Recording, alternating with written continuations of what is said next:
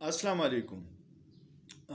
دوه قومه داسې دي، یو پښتون او یو بلوچ، چې دا د مینې ډک خلک دی، د غیرت ډک خلک دی، خو د دوی یو ډیر خامي ده یا ورته تاسو خوبي ووایئ چې دوی بدله نه پرېږدي.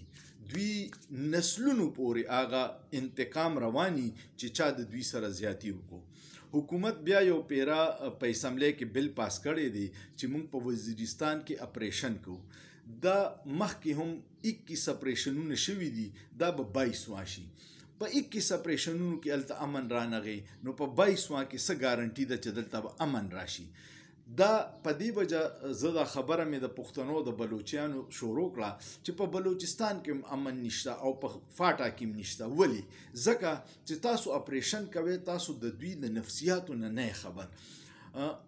کو شرپسند پکې تاسو ختموي، ډیره ښه خبره ده، خو د یو شرپسند سره لس بیګناه ووجلی شي او هغه لس بیګناه بیا چې د هغوی نسلونه د ریاست نه او ستانه انتقام لي او نفرت کوي. دغه وجه ده چې بلوچستان کې 70 سالو شو امن نه راځي، ځکه چې تاسو د بلوچیانو سره د هغوی د روایاتو مطابق خبره نه ده کړې، تاسو د پښتنو سره د هغوی د روایاتو مطابق خبره نه ده کړې. جرګه کېنوي، مینه ورکې، دا ټولې مسلې په مینه، په رضا، صلاح، په مصلحت حل کیږي. خو که ستا فایده په جنګ کې وي نو بیا دا خبره نه کامیابیږي. هر هغه علاقه کې جنگ دی، بدامني ده، کم ځای کې چې معدنیات دي او وسایل دي، دا د خلکو عام یو تاثر دی چې هغه وسایلو باندې قبضې دپاره په هغې ځایونو کې په کس باندې شورش او جنګ یې اچولی دی، ځکه چې هلته نه په ډېر طریقې سره د دوی وسایل لوټ مار جوړ دي. دا د عام پښتنو او د عام بلوچي تاثر دی. بلوچستان کې ګیس دی، بلوچستان کې تیل دی، فاټا د معدنیاتو نه ډکه ده او هلته کې شورش دی. پنجاب ولې په امن دی؟ سند ولې په امن دی؟ هلته کې څه نشته، دلته کې دي. خو زه تاسو ته پښتنو او بلوچیانو ته یو بل ویمه چې تاسو خپل لیډران او غداران وپېژنئ. اول د پښتنو درته ووایم چې په اسمبلی کې څوک ناست دی؟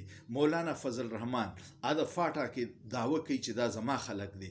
ولې په دې بل باندې د هغه زوی مولانا اسد دستخط وکړو؟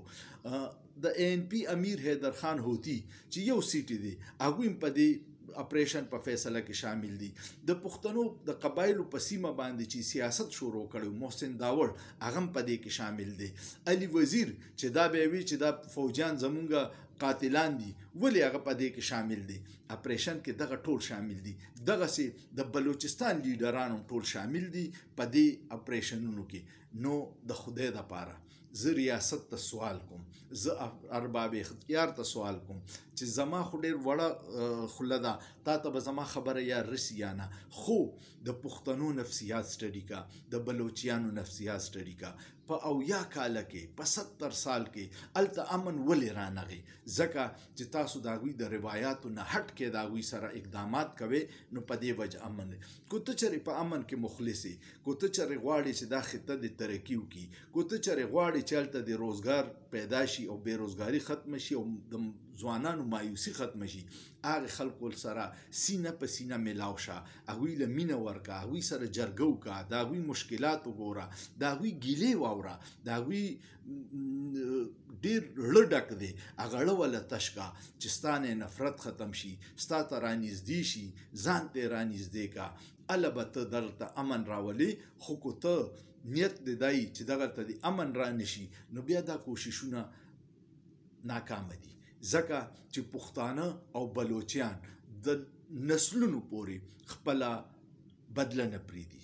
نو د خدای دپاره دا پاکستان د بلوچیم دی، د سندیم دی، د پنجابیم دی، د پښتون هم دی، د کشمیریم دی، د ګلګیتیم دی، د سرایکي والم دی، د هر سړي دی. نو د هغوی ټولو دپاره یو داسې فارموله جوړه کا چې د هیچا سره زیاتې نه کیږي. هله به دا پاکستان کې خوشحالي راځي او هله به دا ملک ترقي کوي. موږ د دې ملک سره ډېره مینه کوو، ډېرو قربانونه پس دا ملک جوړ شوی دی، ډېرو خلکو سازشونه کړي دي د ملک خلاف، خو پاکستان وجود لري. نو نورې مه خرابوه، د پاکستان روح زخمی ده، نورې مه زخمی کوه، د امن کوششونه وکړه، د اپریشنونو او د جنګ کوششونه پرېږده. کیدای شي تاسو ته د بار نه د دې په سر ډالر ملاويږي کم چې خلک وایي چې زموږ په سر پښتانه وایي زموږ په سر دوی ته ډالر ملاويږي ځکه اپریشن دوی کوي کینې دغه سیمې ته ټول خلک زی امن دي تا نه ولې نفرت کوي ځکه چې ته د امن خبره نه کوي ته د اپریشن خبره کوي ته د ټوپک خبره کوي ته د ګولې خبره کوي نو د ګولې خبرې پرېږده امن راوله مونږ ټول امن غواړو نور ډېر خپه شو 55 کاله زما عمر دی مونږ هم تش دغه جنگونه او جدل لیدلی دی 40 کاله د افغانستان او خدای دې ضیاء الحق له نیکی ورکي د هغه د غلطو پالیسیا د لاسه دا ملک تباه شو کلاشنکوف کلچر راغی هیروین راله په معاشره کې برداشت ختم شو مذهبي جنونیت پیدا کو دا ټول دی جرنل صاحب کړیو نو نور مکوي د خدای د پاره امن پکار دی په دې خطه کې او په بلوچستان کې ایله چې بلوچستان کې امن راغی ته ګوره چې پاکستان څومره ترقی کوي په فاټا کې امن راوړي تاسو ګوره چې پاکستان څومره ترقی کوي امید لرم چې زما د زړه د دړمنې خبرې به ستاسو خوښې شوي کو ستاسو خوښي نو کمنټ پیو کې دا ویډیو ډیره شیر کې چې دې خلکو ته ورسي چې مونږ په خپل خطه باندې امن غواړو نور د جنگونو نستړي سوچ پیو کې په سوچ کې څه ګناه نشته شکریہ